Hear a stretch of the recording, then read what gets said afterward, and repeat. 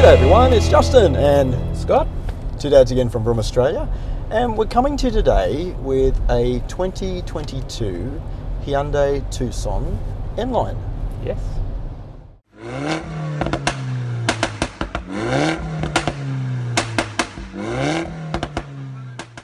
Alright mate, the mid-sized 5-seat SUV market in Australia is very popular for families, isn't it? Very popular. Yep. Yeah.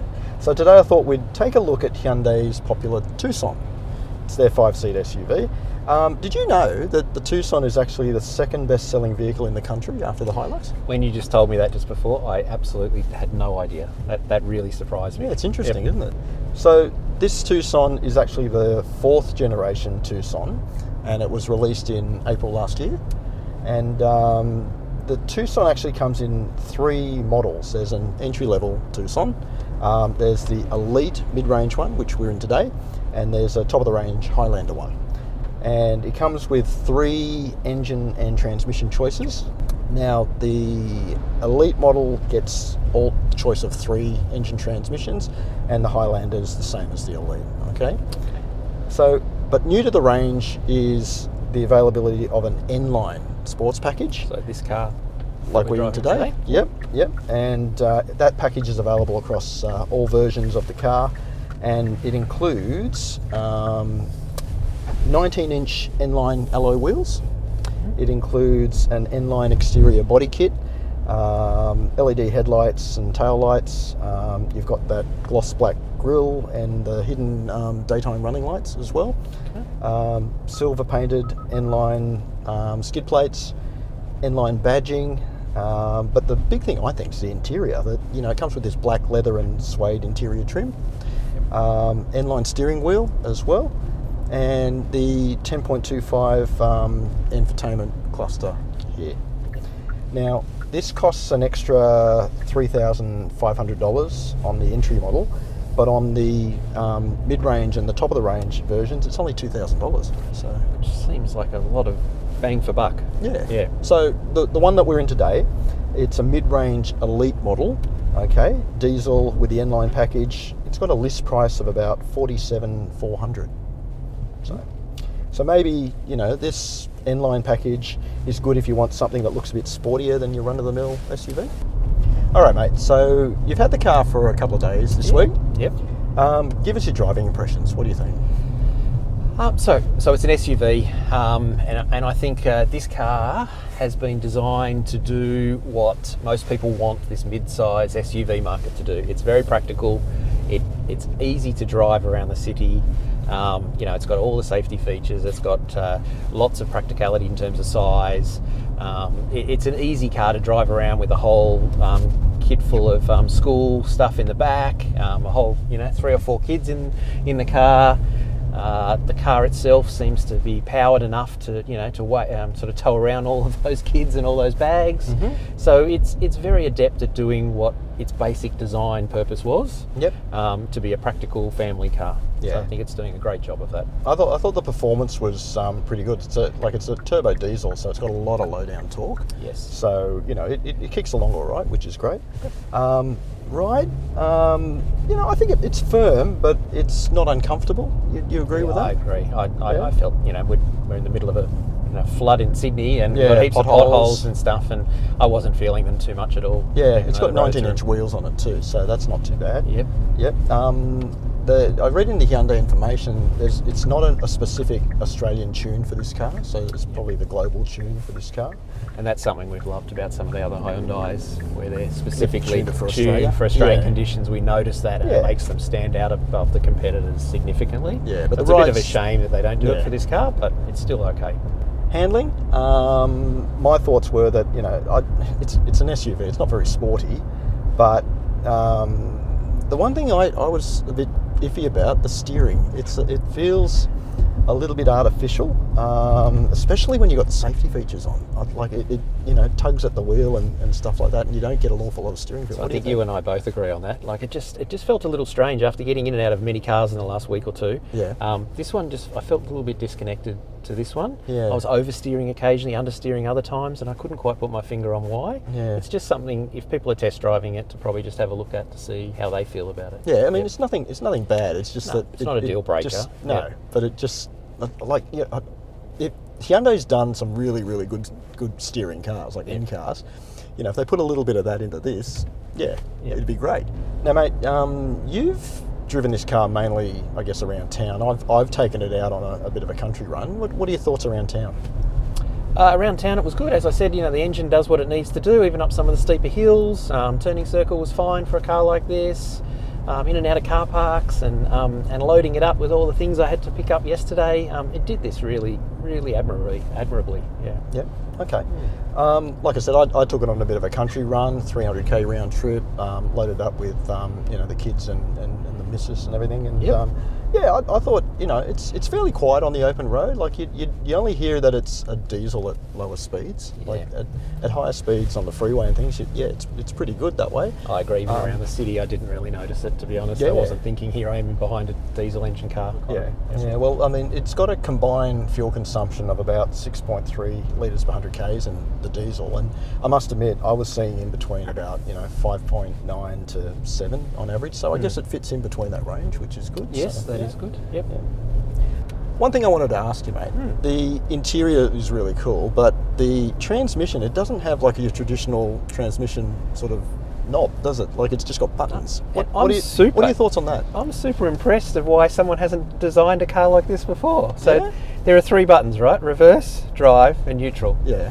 That's all 99% of people use when they jump in the car, right? Okay. And I think it just makes it so simple. So you jump in the car, you start it up, and you go, am I going forward or am I going back? And you press the D or the R, and it does the job really easily. And it's easy to go, shuffle in and out of a 3-point turn, for instance, is quite easy using this. I don't have a problem with it at all. I actually really like it. Okay, all right. Yeah. Because I guess I'm a bit more of a haptic sort of person. Like, I was at the local Bunnings the other day, I suppose, and like backing it in and everything. I was always looking down to see which button, like going backwards and forwards to touch. I would argue that's something you do at first, right? But you get used to it quite quickly because it is it's different. I haven't ever seen this in a car before. Yeah. Yep. Whereas, I'm used to okay, drive, reverse. Yep. So yeah. Yep. But you might be right. Like, a week with the car is probably not long enough to live with it. So Yeah. All right. Practicality, family friendliness. All right. I felt on the big long country trip, mate, it was comfortable for the kids. The USB ports it's got in the back. Two in the back.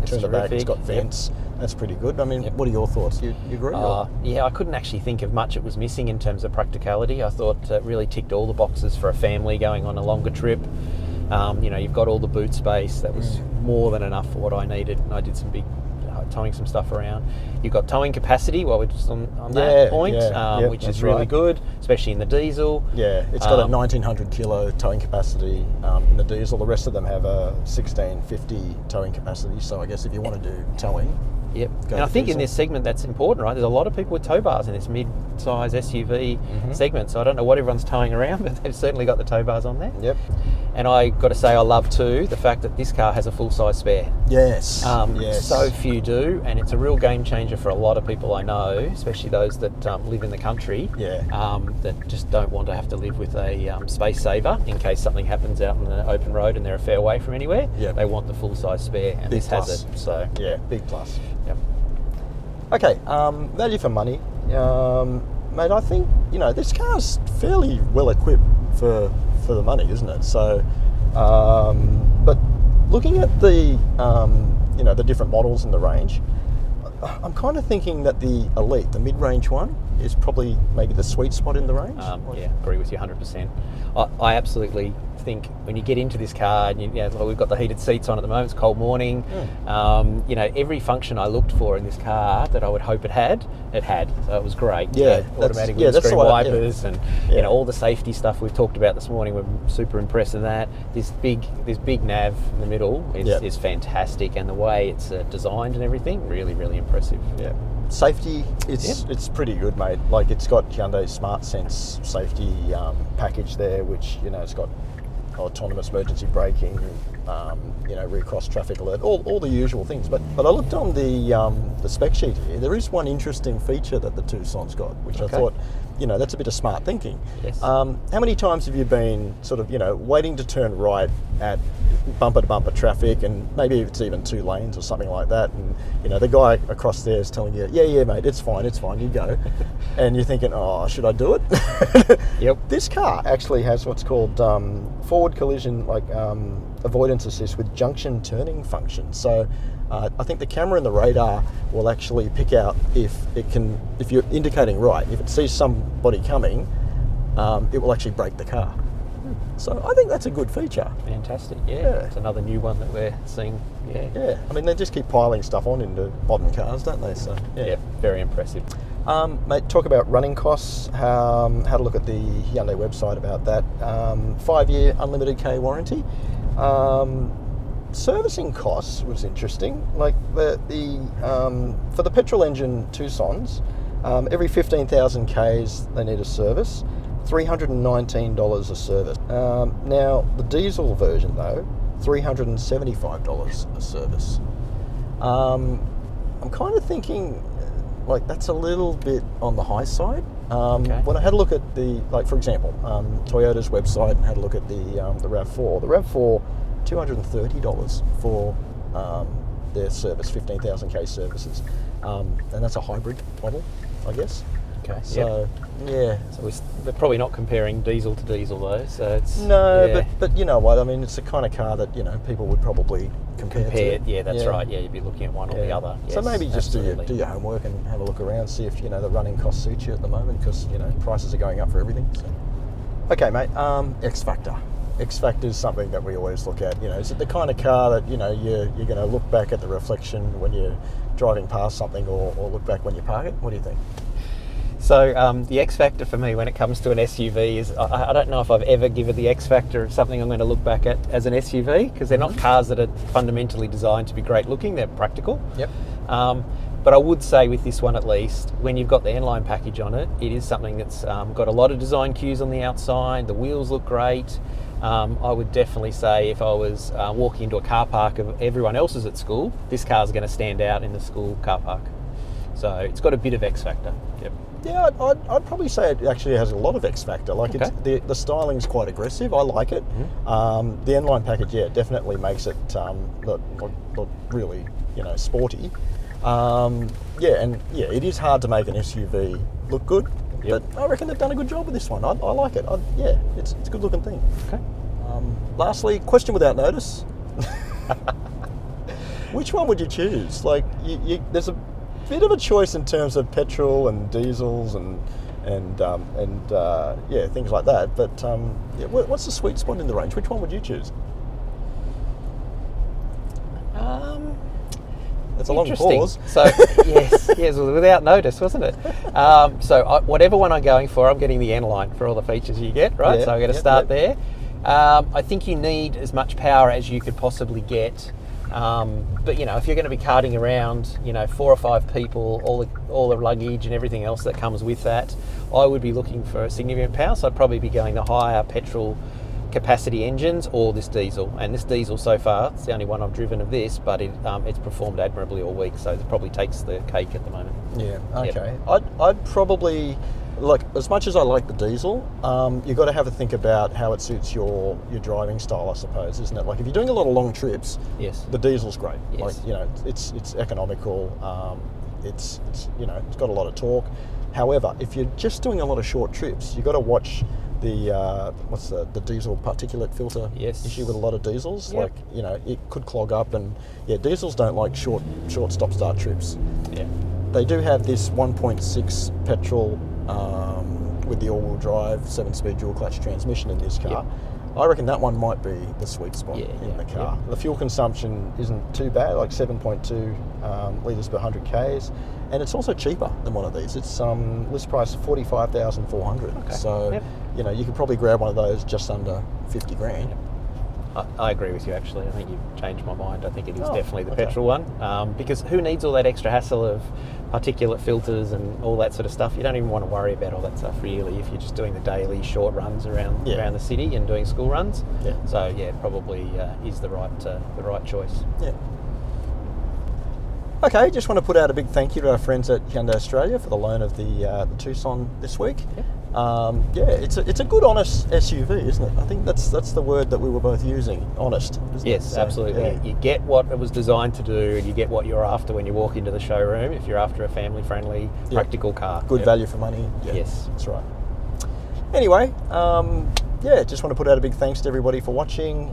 Thanks for giving us all the likes and the subscriptions, and plenty more to come. We'll see you later. See you soon.